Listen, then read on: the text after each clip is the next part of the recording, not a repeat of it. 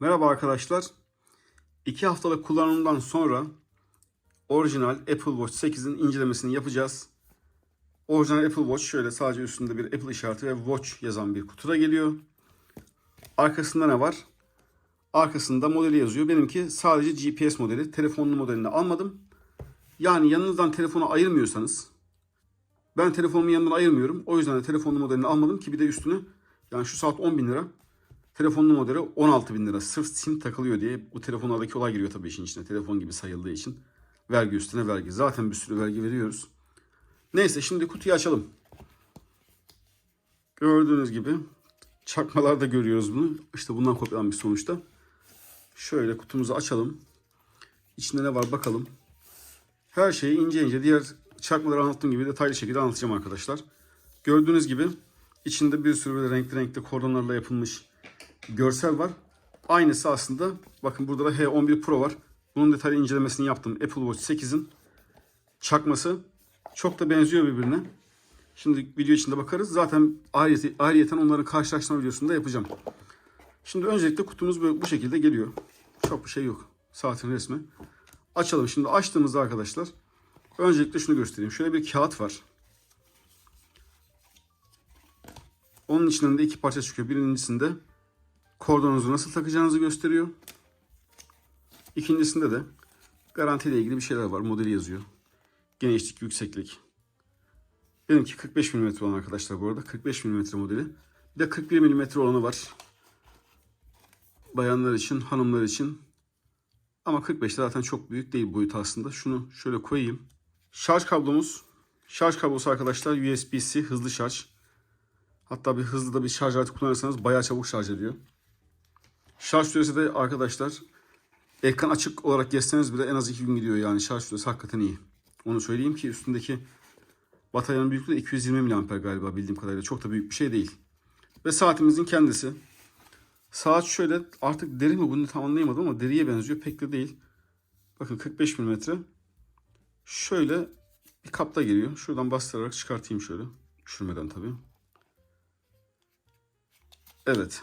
Bakın yine. Çok enteresandır. Çıkartır çıkarmaz açılmaya başlıyor. Düğmeye basmadığım halde. Açılsın şöyle. Onu da göstermiş olayım. Açılması sürüyor bayağı. Yani artık kendi kendini toparlıyor galiba. Hadi. Neyse, açılırken ben şunları kenara çekeyim. Kutuda zaten sadece kordonumuz kaldı. Şunu da şöyle kenara koyduktan sonra bu hala açılmaya çalışıyor. İş açılıyor yani. Neyin üstüne koysam ki şöyle çizilmesin. Şurada kalsın. O açılırken ben size kordonu göstereyim arkadaşlar. Ben bu kordonları hiç beğenmiyorum. Bunlara spor kordon deniliyor. Yanında gelen kordon. Bakın zaten sadece açtım. Yerinden çıkarmadım bile. Kullanmıyorum ben bu kordonu çünkü sevmiyorum bu tarz kordonu. Bana kullanışsız geliyor. Şu geçirmeli olanlar var ya. Şimdi nereden açıyorduk? Şuradan.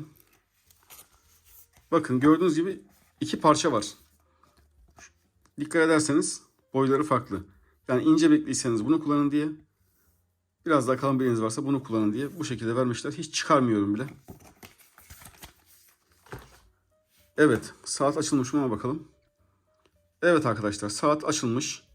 Bunlar tabii benim 2 haftaları kendi düzenlediğim şeyler. Saat yüzleri.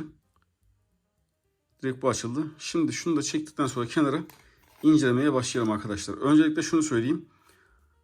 Göstereyim şunu. Sonraya kalmasın. Bakın şu yine AliExpress'te satılan saat kabı. Onun bende şey de var. Gördüğünüz gibi transparan olanı. Bu beyaz güzel oluyor. O yüzden onu göstereceğim. Ve çakmaya da oluyor arkadaşlar bu. Aynen, zaten birebir boyutlar. Bakın silikon olduğu için çok rahat çekiştirebiliyorsunuz. Tık diye oturtuyorsunuz falan. Ben şimdi kameradan bakarak yapmaya çalıştığım için zor oldu. Evet, gördüğünüz tık diye şöyle rahat rahat elinizle ayarlıyorsunuz. Yalnız ekrandaki çözünürlüğe bakar mısınız? Evet arkadaşlar, şöyle hiç bunu çıkarmadan şarjınızı yapabiliyorsunuz. Efendime diyeyim, kordonları takabiliyorsunuz. Şimdi bunu çıkartalım, bir saati olduğu gibi inceleyelim. Ve şuradan hemen şu kordonu takalım. Bu mesela Apple Watch Ultra'nın kordonu arkadaşlar. O güzelliği var. 45 mm'lere Apple Watch Ultra'nın, yani 49 mm yapılmış olan şeyde, kordonlarda tık diye oturuyor. Kullanabiliyorsunuz yani. O yüzden almaya çalıştığınızda, almak için kordon alacağınız zaman Apple Watch Ultra'nınkileri de alabilirsiniz. Gayet güzel oturdu bakın. Şimdi öncelikle ana ekrandan başlayalım. Bakın çakmalara nazaran bir farkı var. Mesela çakmalarda biz ne yapıyoruz devamlı? Şuradan çektiğimizde bir ekran geliyor değil mi? Burada öyle değil. Burada gördüğünüz gibi sadece saat yüzleri arasında gezinebiliyorsunuz. İstediğiniz kadar saat yüzü ekleyebiliyorsunuz. Apple Watch'un kendi uygulaması üzerinden. Onu da yine ekrana sol tarafa koyarım. Ve her yüzü arkadaşlar tonlarca şekilde sokabiliyorsunuz. Bakın şu anda yaptıklarının hepsini uygulamadan da yapabiliyorsunuz. Çok daha rahat telefon üzerinden. Fakat telefonunuzu cebinden çıkarmak istemediğiniz zaman en çok değişen hangisiydi? Şurada vardı. Mesela bu arkadaşlar. Bunda çok değişen özellik var. Bakın tıklıyorum. Edit diyoruz. Yani düzenle. Şimdi buradan saat yüzünü istediğimiz gibi değiştirebiliyoruz. Bakın tonlarca var. Renk değişiyor, değişiyor, değişiyor. Diyelim ki istediğiniz rengi bulamadınız. Direkt saat yüzünden başladım çünkü çok güzel. Diyelim ki bulamadınız. Bakın en sona geldiğinizde daha fazla renk eklemek için tıklayın diyor. Bakın görüyor musunuz? Buradaki renklerden herhangi birini seçtiğinizde o rengi de ekliyorsunuz. Mesela şuradan bir tane seçelim. Atıyorum kırmızıyı seçtik. Tamam dedik. Bakın en sona geldi. Gördünüz mü? Ya acayip kırmızı. Pardon yok. Şurada bir yerde nerede? Burada. Mesela ekliyor oraya. Sonra yana kaydırıyoruz. Bakın Complications diye bir şey çıkıyor. Bu çok güzel. Yani Apple Watch 8'de ve Ultra'da milyonlarca kombinasyon yapabiliyorsunuz arkadaşlar. İstediğiniz gibi ayarlayabiliyorsunuz. Mesela ben buraya şey yapmışım. Saati koymuşum. Dijitali. Pardon şöyle. Complications'a tekrar geleyim. Elimle yanlış dokundum. Edit. Yukarıdan bakarak yapayım, karışıyor. Bakın ona tıkladım ya. Ben onun yerine mesela ne koyabilirim? Walkie talkie var. Voice memos. Yani oradan direkt kısa o koyuyorsunuz kendinize. Timer. Shortcut. Reminder. Make call. Noise. Müzik koyayım mesela. Şöyle tıklayabilirsem eğer. Bakın. Direkt müzik. Oraya tıkladığımda müzik şeyine gidiyor. Menüsüne. Veya burada ben ne koymuşum? Sıcaklık koymuşum. Sıcaklık dışında hava kalitesini ölçebiliyor tabii ki saat dışarıdaki. Onu koyabilirim. Bakın hava kalitesi geçti ama ben onu sıcaklıkta tutmak istediğim için şuradan bakın şu anda sıcaklık gitti. More diyoruz bana. Daha diyoruz. Menü altında menü var. Acayip şey. Komplike. Temperature yani sıcaklığı koydum. Aynı şekilde burada bakın. Burada ben şeyi koymuşum. Pusulayı. Şurada mesela yükseklik. Şu anda bulunduğum yerin yüksekliği. Yeter bu kadar mesela. Hepsini aynı şekilde değiştiriyoruz. Şunu göstereceğim. Bakın gördünüz mü? Şu anda benim bulunduğum yüksekliği gösteriyor. Deniz seviyesinden yüksekliğim şu anda arkadaşlar 39 metre. Konuşurken şunu görüyorsanız ben oraya bakın mesela ses seviyesini koydum. Bakın şimdi bağıracağım. Kulaklık takıyorsanız dikkat edin. Orası 80'in üstüne çıkınca bir şey çıkacak. Dikkat işareti. Aa! Bakın 95'e kadar çıktı. Gördünüz mü? Şimdi düştü. 90'ın üstüne çıktığında diyor ki bu seste çok uzun süre kalırsanız kulaklarınız zarar görür. Batarya burada. 91. Hepsini ayarlıyorsunuz arkadaşlar tonla. Yani tıklayın o özelliği oraya ekleyin. Tıklayın o özelliği oraya ekleyin ve bütün bu saat yüzleri için geçerli bu. Bakın şuraya. Renkler. Şunu göstereyim mesela. Hepsinde aynı şey yapabiliyorsunuz. O kadar güzel ki bakın. Renk değiştikçe değişiyor. Değiştikçe değişiyor. Değiştikçe değişiyor. Turuncu benim favori rengim olduğu için turuncuda tutuyorum. Bunların hepsini telefonun üzerindeki telefon uygulamasından da yapabiliyorsunuz. Mesela bakın şu çok güzel. Çeviriyorum şimdi. Güneşin kaç saat sonra hangi pozisyonda olacağını gösteriyor. Ona göre de renk değiştiriyor. Bastığınızda da geri geliyor şu anki duruma. Sonra bu bakın dünyanın şu görüyor musunuz? İstanbul'dayız şu anda. Bulunduğum nokta. Bakın 3 saat sonra 4 saat sonra şurada artı diyor ya. Uzaydan sizin bulunduğunuz alan böyle görünecek diyor. Basıyorum. Tık geri geliyor. Çok güzel. Bir sonrakine geçeyim. Mesela Türk Telekom gördüğünüz gibi burada şeyler var. Mesajlarınız geliyor ve kırmızı nokta oluyor burada. Tabii ben onları okuduğum için şimdi kırmızı nokta görünmüyor. Ben onları bir sileyim. Clear all diyelim. Tamam. Sonra bakın bir resim yüklediniz. Şunu çeviriyorsunuz. Görüyor musunuz? Öne geliyor. Geriye gidiyor. Öne geliyor. Geriye gidiyor. Çok güzel. Burada Attığınız adım, yaktığınız kalori, gittiğiniz yol, bunlar onu gösteriyor. Bir tane daha gidelim. Bakın bu da. İstediğiniz renkleri değiştirebiliyorsunuz. Çok güzel. Hepsini teker teker göstermeye kalksam arkadaşlar milyon tane kombinasyon oluyor. Zaten sınırsız saat düzlükleyebiliyorsunuz. Bakın gördünüz mü? Dokunduğum bir şey oluyor. Oradan başka bir şey. Şu çok havalı. Böyle dumanlı falan. Animasyonlu. Aynı şekilde. Yani ben tonla kendime göre yükledim. Bu Nike ile anlaşılarak yapılan bir saat yüzü bakın. Siz yürüdükçe o da sallanıyor. Dokunduğunuzda sallanıyor. Özel bir saat yüzü. Yine böyle bir saat yüzü var. Dediğim gibi. Ve bu saatte Apple Watch Ultra'da olan o bilindik saat yüzü var ya. O yok arkadaşlar. Ona en benzer bu şekilde yapabiliyorsunuz. Yani o özellikleri koyduğunuzda en benzer yakınına bu geliyor. Daha benzeri yok. En fazla bu kadar yaklaşabiliyorsunuz. Çünkü o yüz Apple Watch Ultra özel. Hani kalın böyle etrafında sayılar geçiyor. Neydi onun adı? Enlem boylam görünüyor. Enlem boylamlar. O sadece Apple Watch Ultra'ya özel. Bunda öyle bir yüz yok ama pusulanız her şeyiniz var zaten. Şimdi pusula demişken arkadaşlar şöyle pusulaya girdik. Bakın şimdi çevireceğim. Çevirdikçe ortadaki kaybolacak ve şöyle bir şey geliyor. Bu ne biliyor musunuz? Ekrana da koyalım görürsünüz şimdi. Şunu tıkladığınızda başlıyor sizin yürüdüğünüz yolu kaydetmeye. Telefonunuz yok diyelim. Ormanda yürüyorsunuz. Kayboldunuz. GPS'ten bunu açtınız bunu. Gidiyorsunuz. Geri yolu bulamıyorsunuz. Durdurduğunuzda ne diyor biliyor musunuz? Şu retrace steps yani adımlarımı takip et diyor. Ona bastığınızda pusula sizi geldiğiniz yoldan geri götürüyor. Hemen bir navigasyon gibi açılıyor ve giriyor. Kenarda görüyorsunuzdur şu anda. Şimdi sileyim şunu. Yoksa devamlı açılmaya çalışıyor. Ön tarafa geliyor. Yukarıdan mesaj kısmına bakmıştık. Bir de aşağıdan gelelim şöyle. Wi-Fi. Wi-Fi'yi ben genelde kapalı tutuyorum. Yani lazım olmadığı zaman boşuna şey yiyor. Şarj.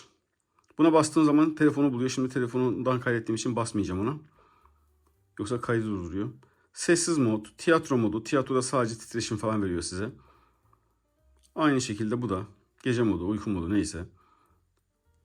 Şu gördüğünüz flashlight dediğimiz olay yani el feneri. Ya elimde tutmadığım için elinizde kolunuzda olmadığı zaman kapanmaya çalışıyor arkadaşlar ki batarya gitmesin. Yapma şunu. Evet, uçak modu. Şu mesela suya gireceksiniz. Yüzeceksiniz biliyorsunuz bu saat 40 metre su geçirmez. Bastınız şurada bir bakın su işareti çıkıyor. Şimdi ona tıklamam lazım benim. Tıklayabilirsem eğer şuradan yapayım bari. Bakın kendini kilitledi arkadaşlar gördünüz mü? Şimdi buna basılı tutacağım ve şu anda suyu çıkartıyorum. İçinde eğer su da varsa kendini kilitliyor artık nereleri kilitliyorsa bu içerilerde. Çıktığınız zaman ona basıyorsunuz suyu boşaltıyor. 40 metre su geçmez arkadaşlar bu saat. Yani rahat rahat yüzebilirsiniz. Duş alın. Ne yaparsanız yapın bunu. Spor modları aynı şekilde. Yazı fontunu buradan seçebiliyorsunuz. Bakın şöyle. Görüyor musunuz? Ama ben çok büyük yazı fontu sevmiyorum. Tamam. Ve şu. Kulaklık bağlantınız. Şu anda kulaklık bağlantım bağlı değil. Done. Bu menü de bitti. Şimdi önce şuradan ben bir settings'e gireyim. Ayarlara yani. Şimdi notifications. Evet bildirimler arkadaşlar. Şunu açtığınız zaman o bahsettiğim kırmızı nokta yukarıdaki çıkıyor. Yani okumadığınız bildirim var diyor. Kapatırsanız olmuyor. Show summary when locked. Yani diyor ki bir bildirim geldiğinde eğer siz saatin yüzüne bakmıyorsanız görünsün mü görünmesin mi yine bilgiler. Bunu kapatırsanız görünmüyor. Açarsanız görünüyor. Hani sağdan soldan kimse görmesin diye. Bu da şöyle o bilgileri gösteriyor ya belli bir kısmını. Tamamını göstersin mi göstermesin mi? Burada da şuna söylüyor. Sadece dokunduğumda o bildirime tamamını göster diyor. Güvenlikle ilgili şeyler. Mesela şurada da diyor ki zaten bu seçilmiş. Yani bileğim aşağıda değil, yukarıda değilken aşağıda normal yürürken bildirimler görünsün diyoruz. Ben öyle demişim. Çok da önemli değil. İnsanlar uzaktan okuyacak hali yok herhalde. Evet. Genelde şimdi tekrar girelim. Ya nerede bu dil acaba ya? Yeni bir güncelleme zaten geldi. Şu anda watchOS 9.3 arkadaşlar. Yeni bir güncelleme geldi. Bu siyah black people, yani işte siyah ırkı gururlandırma ile ilgili bir şey çıkarmışlar böyle. Ne diyeyim? Yine bir saat yüzü. Barış falan, artık ne demek istemişler tam da anlamadım. Orientation, yani oryantasyon, sağ kolunuzda mı yoksa işte sol kolunuzda mı yoksa sağ kolunuzda mı kullanacaksınız? Ona göre ayarlıyor saat kendini. Auto launch, yani ben bunu kapattım. Alakalı bir uygulamayla ilgili bir şey yapmaya başlarsanız otomatik saatte de varsa uygulama çalışsın mı diyor. Yok dedim ben, durup dururken kendi kendine bir şeyler açmasın. Arka plandaki uygulama kendini yenilemesini açık bırakayım mı dedi. Ben açık bıraktım galiba. Evet. Devam yenilesin diye. Şu Return to Clock, burada saat seçiyorsunuz. Herhangi bir şey yapıyorsunuz. Bir uygulama açtınız. Kullanmadınız. Mesela ben demişim ki 2 dakika sonra normal saat yüzüne geri dön demişim. Night Stand Mode dedi arkadaşlar. Yine şarjdaki o yeşil ekran. Hani yeşil bir ışık versin diye, gece lambası gibi. Handoff şu arkadaşlar. Mesela başka bir cihazınızda, işte bileyim telefonunuzda, MacBook'unuzda bir şey yaptınız. Eğer onu buradan da yapabiliyorsanız buradan da devam etsin mi gibisinden bir şey. Hayır dedim. Web site çerezleri. Mesela sileyim ben bunu. Sildim. Dictation dedi arkadaşlar konuşmamız. Ve size şöyle söyleyeyim. Şu anda ben İngilizce menüde kullanıyor olmama rağmen mesaj yazacağım mesela. Türkçe konuştuğum zaman çatır çatır alıyor. Hiç yani. Hatta oto düzeltme yapıyor. O kadar söyleyeyim. Yani işte orijinal olunca iş değişiyor biraz. Diğerleri evet dışarıdan birebir benziyor belki ama şöyle gördüğünüz gibi hiçbir farkı yok. Ama içine girince işin içine, işletim sistemine, iş değişiyor. Screenshot mesela arkadaşlar.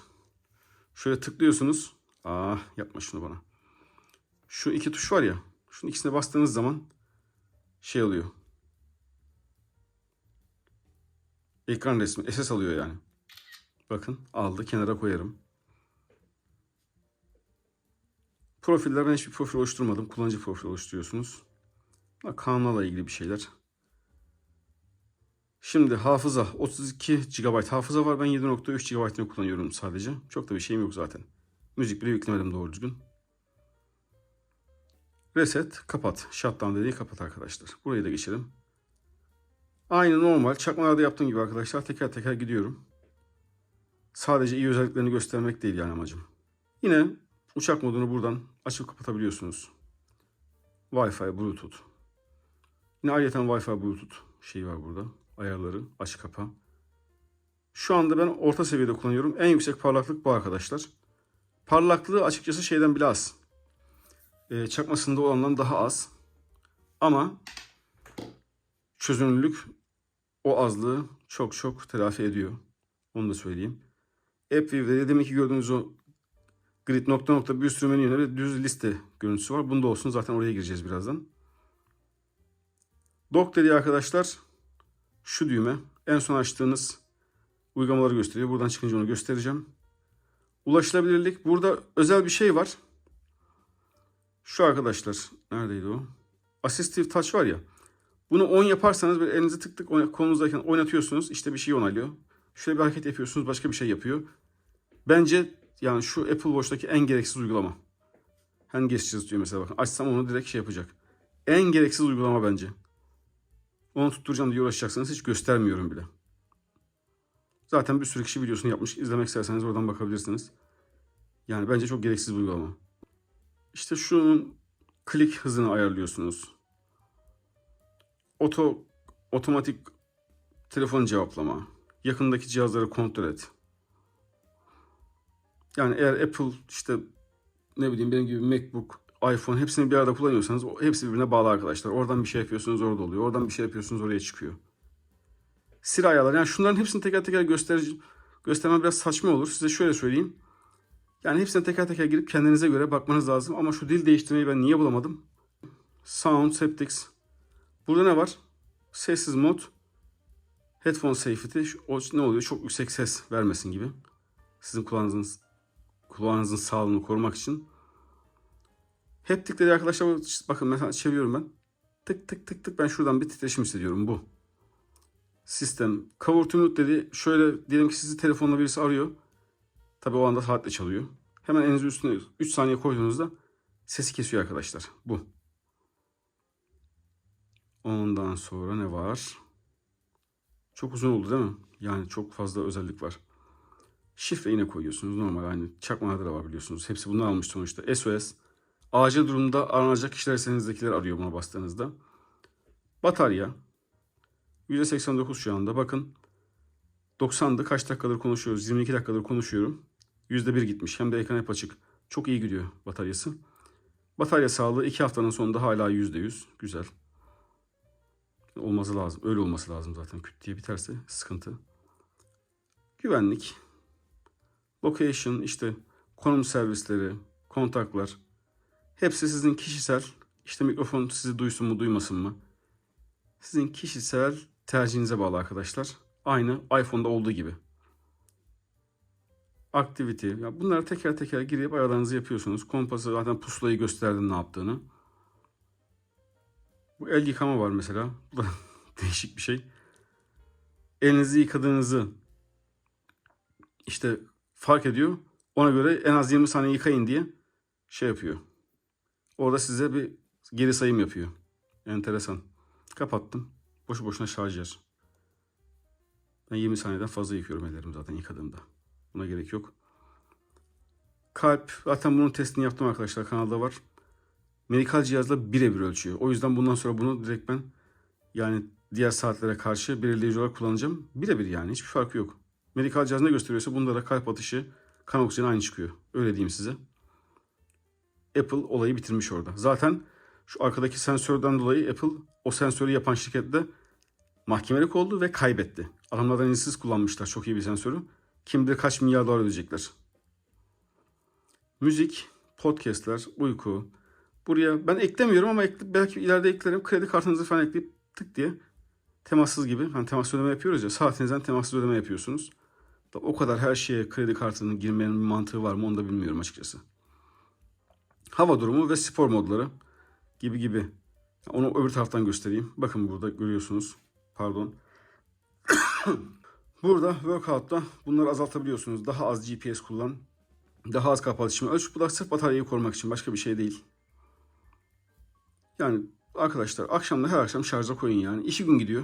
Yani aktif kullandığınızda 2 gün gidiyor. Çok aktif kullanmazsanız 3 gün 4 günde gider.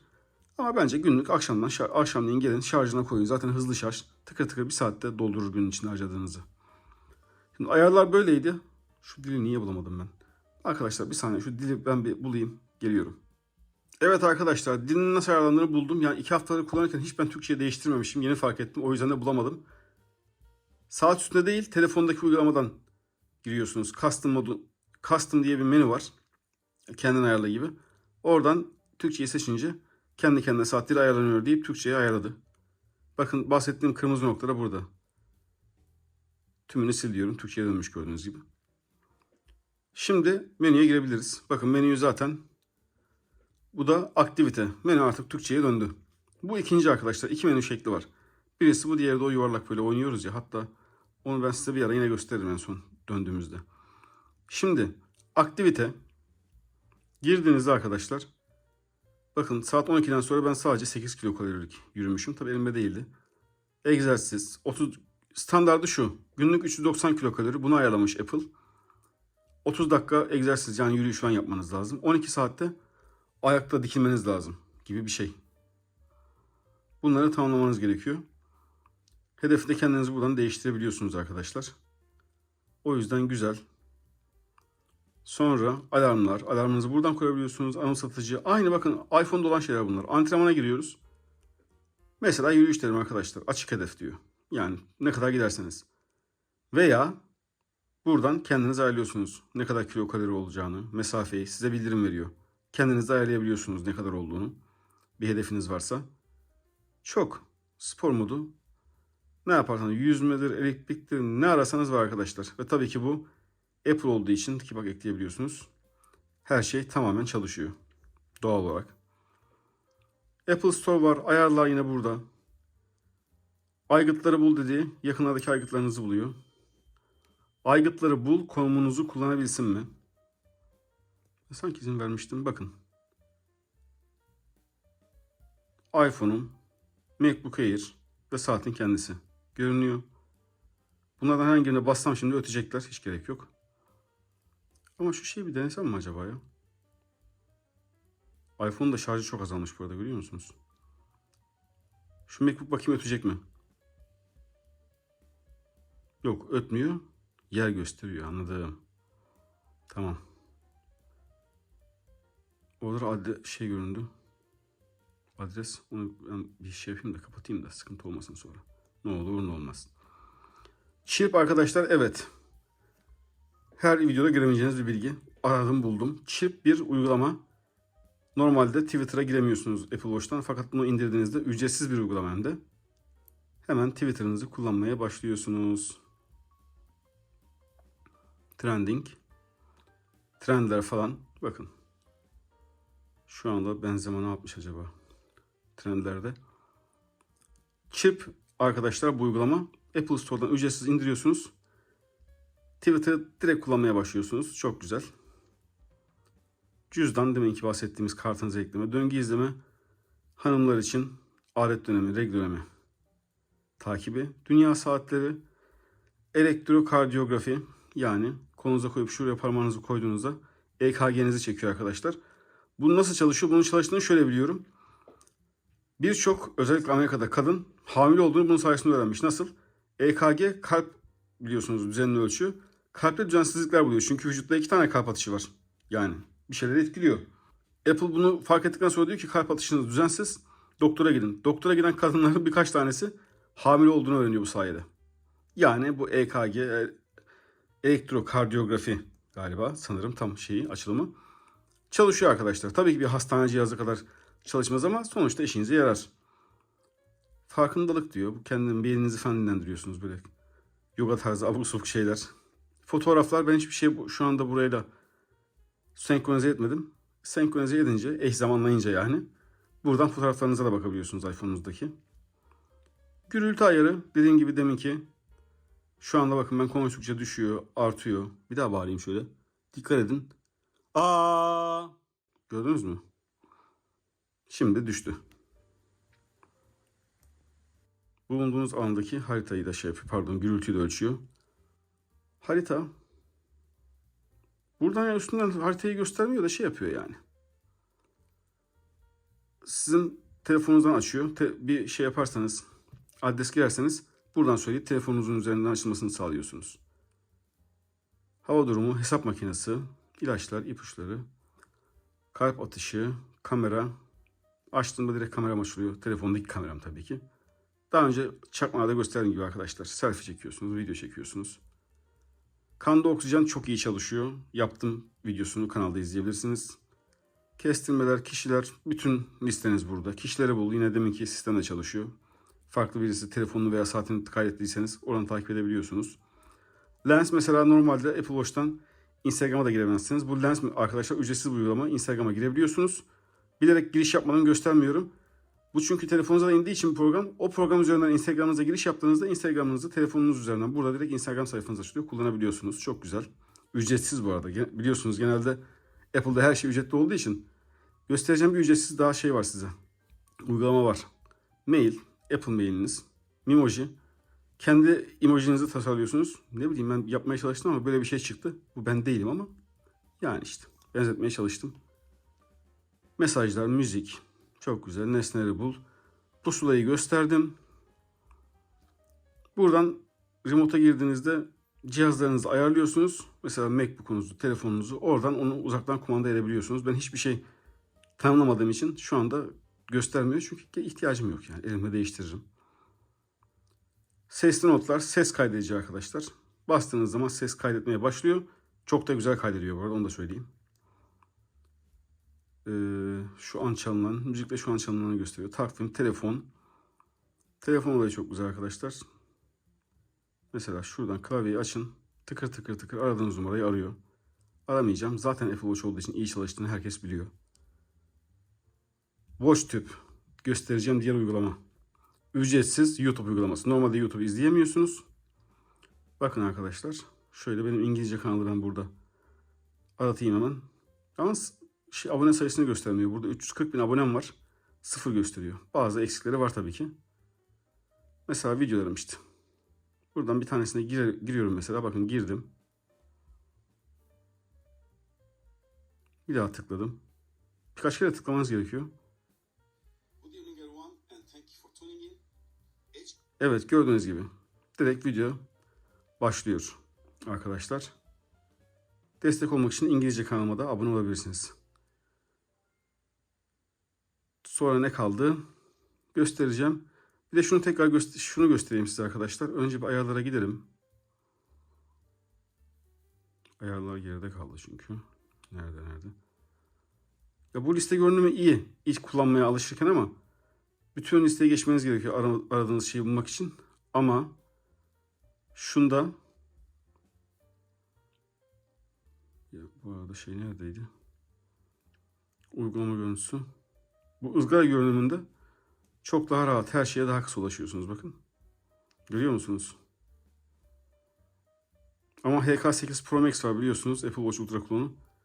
Aynen böyle orijinal gibi hızlı arkadaşlar. Tamam, şimdi mesajlara geleyim. Mesela şurada mesaj yazmaya çalışalım. Yeni mesaj. Ya niye böyle yaptın ki şimdi? Bu yeni mesajda yapmayayım ben. Tekrar mesajla şimdi uğraşmayayım. Sanki burada bir şey arıyormuş gibi yapalım. WatchTube'u açalım arkadaşlar. Search diyor ya. Bakın direkt aldı, görüyor musunuz? Diyor musunuz? Bitti dur. Şimdi oldu. Bakalım Türkçe'de mi şu anda? Dikte Türkçe, evet. İnan Kabak YouTube kanalına abone olmayı unutmayın. Gördünüz mü arkadaşlar? Ne kadar iyi çalışıyor. Maşallah. Çok iyi çalışıyorsun Apple Watch 8. Lite anladı 8'i. Apple Watch 8. Evet. Vazgeçelim. Gördüğünüz gibi arkadaşlar süper çalışıyor. Yani mesaj yazarken eğer yanınızda kimse yoksa veya söylediklerinizi duymasında sıkıntı olmayacak birisi varsa rahat konuşarak mesaj yazabilirsiniz. Sonra şöyle tasarıma bakalım. İşte burada bir mikrofon var. Burada bir gördüğünüz gibi hoparlör var minnacık ama ben denedim ya, var mıdır yok mudur? Hani YouTube'u çalıyorum ama müzik kısmında müziği açtığım zaman bana kulaklık bağla diyor. Buradan müzik çalmıyor. Ben beceremedim herhalde diyorum ya arkadaşlar. Yani ben 2 haftalık deneyimimi aktarıyorum size. 8 serisi 45 mm alüminyum kasa. Ion X Glass ve Apple'ın işareti görüyorsunuz. 50 metre su geçirmez diyor. Burada 50 metre diyor ama kendi sayfasında da 40 metrede bir şey diyor. Artık o toz geçirmezlik mi nedir bilmiyorum. Çamur mu geçirmiyor. Yani saatin genel özellikleri bunlar. Sistem acayip akıcı çalışıyor arkadaşlar. Yani adamlar yapmış, harika saat yapmış. Tabii ben şimdi şuraya geleyim. Bu saatin fiyatı arkadaşlar, ben bunu 10 bin liraya aldım. Yani 9.999, 4 taksitle aldım hatta. Şimdi şu elimde gördüğünüz S11 Pro, bunun detaylı incelemesini yaptım. Toplamda bana 32 dolara geldi. Vergisi her şey dahil. 32 dolar ne yapıyor? Düz 600 diyelim. 10 bin lira. Kaç katı oluyor? 10, 15, 5 kere 6. 15-16 katı oluyor değil mi? O kadar değer mi? Yani bilmiyorum arkadaşlar. İhtiyacınıza bağlı. Evet, harika saat. Orijinal kullanmak güzel. Ama 15-16 katta eder mi? Yani ne bileyim. O sizin kararınız artık. Bakın şöyle hemen şunu da ekranın en parlağı alayım. Artık fiyatını deyip demeyeceğiniz siz belirleyin. Sizin fikirlerinizi merak ediyorum. Bakın. Daha parlak ama çözünürlükteki kaliteye bakar mısınız? Ne kadar farklı değil mi? Dışarıdan baktığınızda arkadaşlar ikisi de aynı saat. Ben size öyle diyeyim yani. Arkadan işte sensörlerden biraz belli oluyor. Onun dışında dışarıdan baktığınızda bildiğiniz aynı saat. Renk işte birazcık şey falan. Neyse ya. Tek iyice uzamasın. Karşılaştırma videosu yapacağım zaten. Evet arkadaşlar, yani anlatacaklarım bu kadardı ama Daha da başka, bu arada o çakmanın da şeyinin linkini falan koyarım. Gelmiyor aklıma, başka bir şey unutmuş olabilirim. Çok karışık bir saat çünkü, yani çok, bakın, uzun oldu video. Merak ettiğiniz bir şey varsa arkadaşlar aşağıya yazın. Elimden geldiği kadar cevaplamaya çalışırım. Her zamanki gibi kendinize iyi bakın. Görüşmek üzere.